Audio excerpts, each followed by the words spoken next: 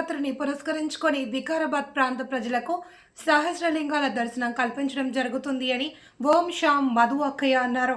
శనివారం బ్రహ్మకుమారి ఈశ్వరీయ విశ్వవిద్యాలయం ఆధ్వర్యంలో రైతు బజార్ రోడ్డులో భక్తుల దర్శనార్థం శ్రీ సహస్రలింగాల దర్శనం నిర్వహించారు.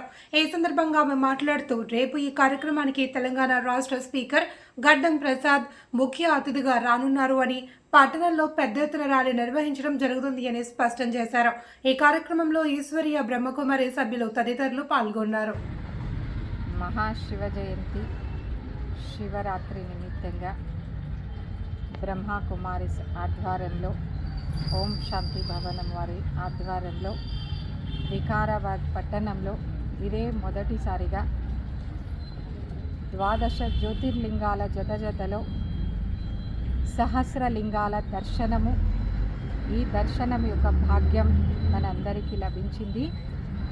దీని యొక్క ఉపయోగం, సదుపయోగం మన సహోదరులందరూ తీసుకోవాలి అని కోరుకుంటూ, ఈ కార్యక్రమం నడిచే స్థలము ఎంఆర్ పెట్రోల్ పంపు నుండి రైతు బజార్కి వచ్చే రోడ్లో మధ్యలోనే వస్తుంది.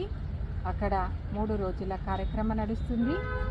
రేపు అంటే మహాశివ జయంతి రోజు భగవంతుడు ఈ భూమిపైన అవతరించిన రోజు, భగవంతుని జన్మదినం అనొచ్చు, అవతరణ దినం అనొచ్చు, దివ్య అవతరణ దినం అనొచ్చు. ఆ రోజు ఓం శాంతి భవనం నుండి ర్యాలీ షురు అవుతుంది. ఉదయం 8 గంటలకు 12 జ్యోతిర్లింగాల ర్యాలీ అక్కడ నుండి ప్రారంభమయ్యి వికారాబాద్ పట్టణది ముఖ్యమైన వీధులలో, తర్వాత లాస్ట్లో రైతు బజార్కు వచ్చేస్తాము.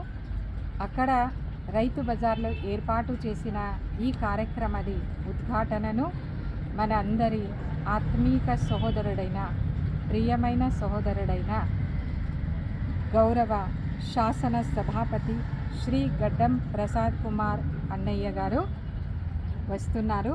మధ్యాహ్నం 11 గంటలకు కార్యక్రమది ఉద్ఘాటన ఉంటుంది.